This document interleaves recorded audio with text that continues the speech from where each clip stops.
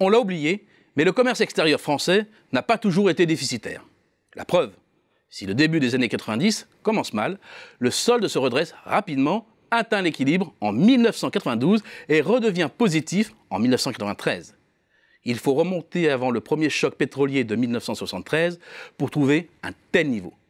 Ce rétablissement spectaculaire de 1993 est justement lié au contre-choc pétrolier qui contracte le déficit énergétique de 20% en 2 ans.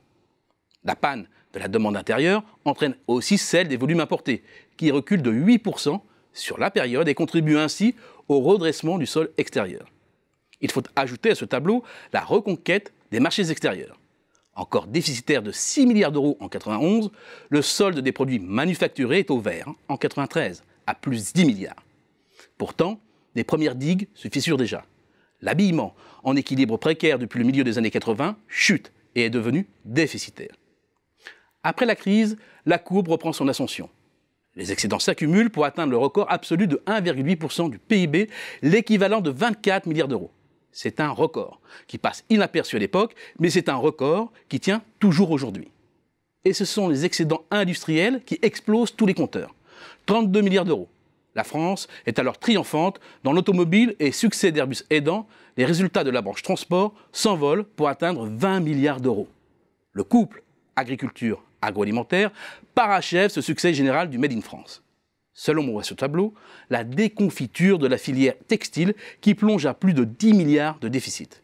C'est un héritage des dévaluations en série de nos plus proches concurrents, Royaume-Uni, Italie, Espagne, qui ont entraîné une brutale perte de compétitivité. Voilà pour 1997.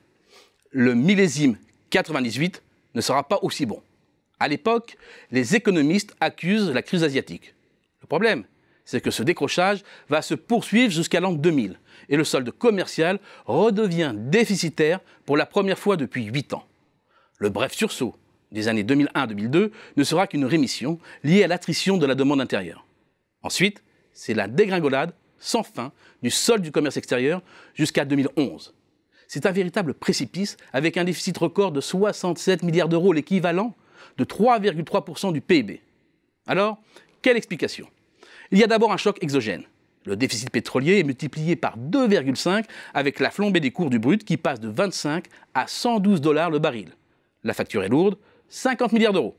Il y a ensuite un choix politique constant de tous les gouvernements, qu'ils soient de gauche ou de droite, de cajoler à tout prix le consommateur, mais aussi les distributeurs.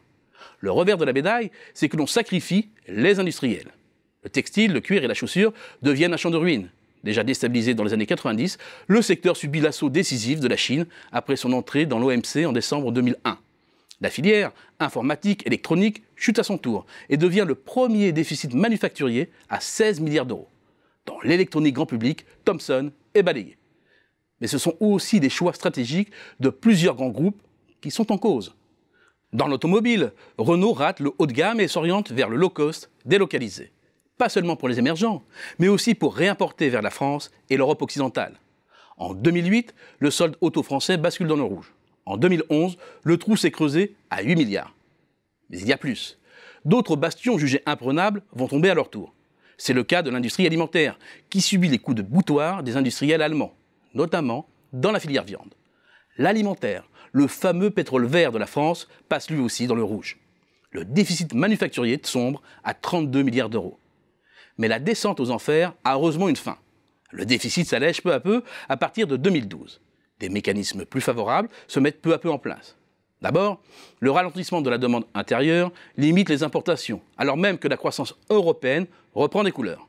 Et puis en 2014, ce sont les bonnes surprises du contre-choc pétrolier, de la baisse de l'euro et du début de l'amélioration de la compétitivité, notamment grâce au crédit d'impôt pour la compétitivité et l'emploi. Mais c'est très poussif et l'essai n'a pas été transformé. Le simple réveil de la demande domestique en 2016-2017 a fait replonger la courbe. La base exportatrice s'est tellement atrophiée au fil du temps que ni le CICE ni l'ensemble des mesures pro-offre n'ont réellement permis de redorer le blason de notre commerce extérieur. L'aéronautique, les vins et spiritueux, la pharmacie, la chimie fine, parfums et cosmétiques, la navigation plaisance, les industries du luxe et l'armement restent des places fortes. Mais ce n'est pas assez. Notre commerce extérieur est dans le rouge. Et l'on ne voit vraiment pas comment la vapeur pourrait s'inverser.